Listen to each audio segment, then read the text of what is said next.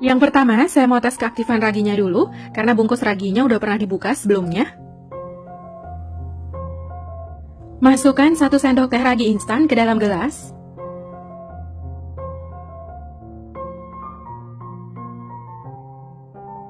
Lalu masukkan 1 sendok teh gula pasir, 150 ml air putih hangat. Lalu ini diaduk hingga tercampur rata.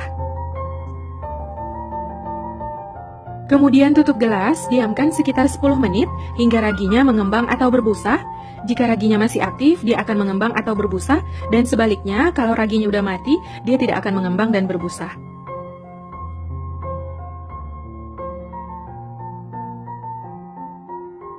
Setelah sekitar 10 menit didiamkan, buka tutup gelas. Bisa dilihat larutan raginya mengembang dan berbusa.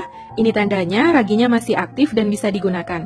Sebaliknya, kalau nggak mengembang dan nggak berbusa, itu tandanya raginya udah mati. Sebaiknya jangan digunakan lagi, ganti dengan ragi yang baru. Kalau digunakan, adonannya akan gagal mengembang. Siapkan 1 wadah, lalu masukkan 300 gram tepung terigu.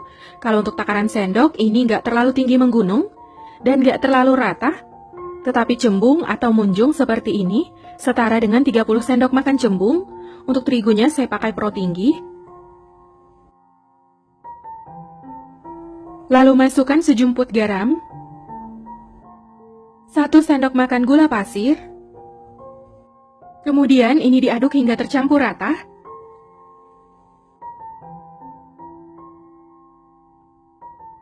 Masukkan 1 butir telur,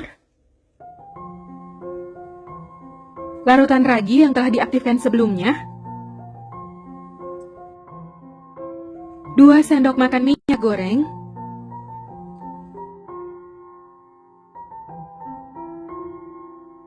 kemudian aduk lagi adonan hingga tercampur rata, atau boleh langsung diuleni menggunakan tangan. Ini saya aduk menggunakan sendok nasi. Setelah mulai tercampur rata, saya lanjut uleni adonan menggunakan tangan. Ini diuleni sampai tercampur rata aja, nggak perlu sampai kalis elastis, karena ini bukan buat donat atau buat roti. Setelah adonan tercampur rata, bulatkan adonan. Jadi adonannya memang sedikit agak lengket di tangan, tapi nanti kalau udah didiamkan, adonannya nggak lengket lagi. Kemudian masukkan adonan kembali ke dalam wadah. Sebelum dimasukkan, ini wadahnya boleh diolesi dengan sedikit minyak goreng. Sisa minyak goreng yang di tangan boleh diusap-usap ke adonan. Lalu tutup adonan, ini saya tutup dengan plastik wrap, boleh juga menggunakan kain atau serbet bersih. Diamkan adonan selama 30 menit sampai adonan mengembang. Setelah 30 menit didiamkan, ini adonannya udah mengembang, lalu buka tutup adonan. Tinju dan kempiskan adonan agar udara yang terperangkap di dalam bisa keluar. Lalu uleni sebentar adonan untuk memecah gelembung udara yang ada di dalam adonan. Bisa dilihat, ini adonannya udah nggak lengket lagi di tangan dan teksturnya udah semakin lembut.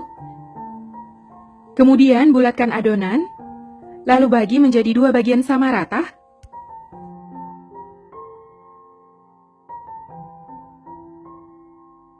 Di sini saya udah siapkan loyang pizza, lalu olesi dengan minyak goreng.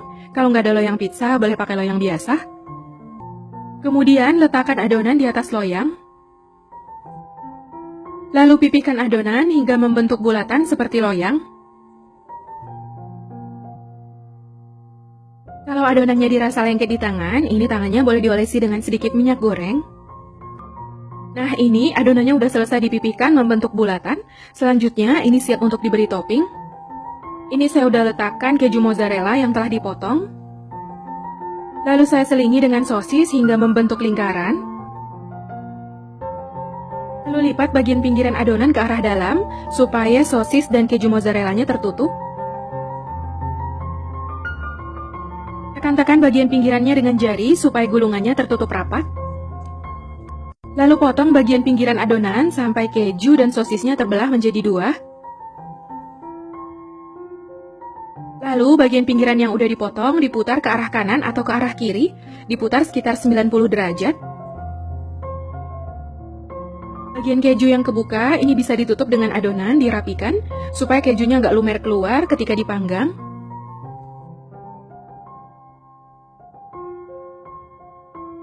Setelah Setelah bagian pinggiran adonan selesai dibentuk, tusuk-tusuk bagian dasar adonan dengan garpu, agar adonan tidak menggelembung ketika dipanggang. Olesi bagian dasar adonan dengan saus. Untuk sausnya boleh pakai saus apa aja. Ini saya pakai saus sambal. Taburi dengan sedikit oregano supaya pizzanya lebih wangi. Kalau nggak ada boleh di skip ya. Lalu taburi dengan bawang bombay yang telah dipotong dadu.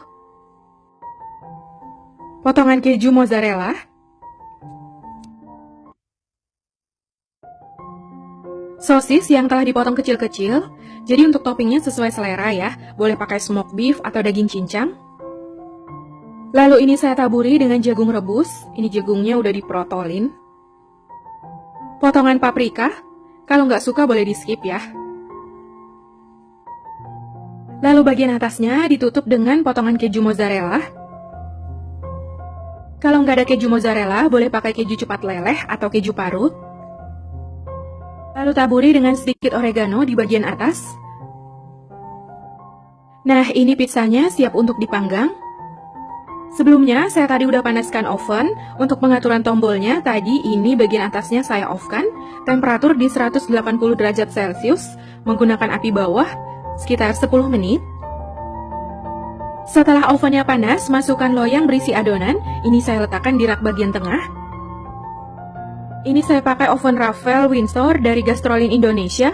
Pengaturan tombol bagian atas ini di off.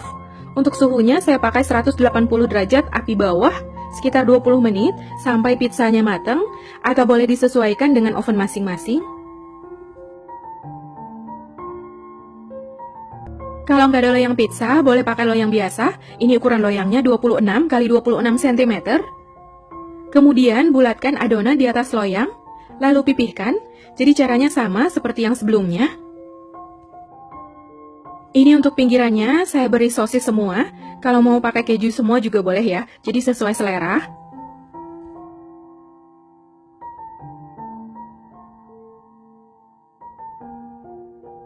Setelah selesai diberi topping, ini siap untuk dipanggang.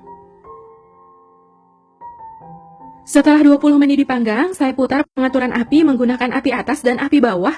Lanjut dipanggang sekitar 5 menit agar bagian atasnya berwarna kecoklatan.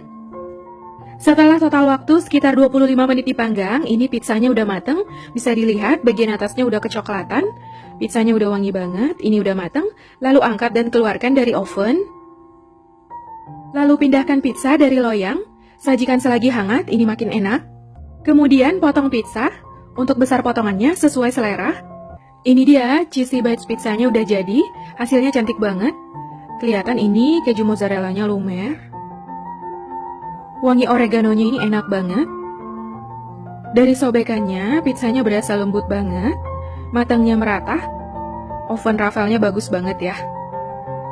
Kelihatan ini bagian dalamnya.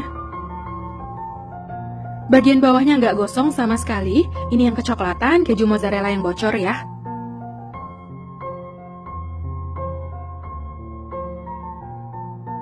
Jadi bagian pinggirannya ini bisa dipotel satu persatu.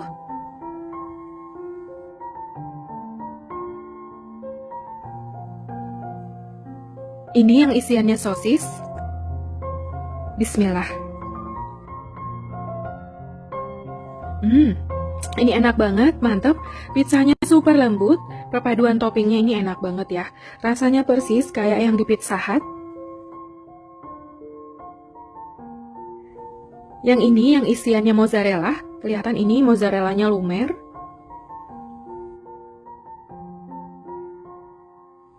Dicocol saus, ini makin mantep. Ini enak banget, mantep, recommended.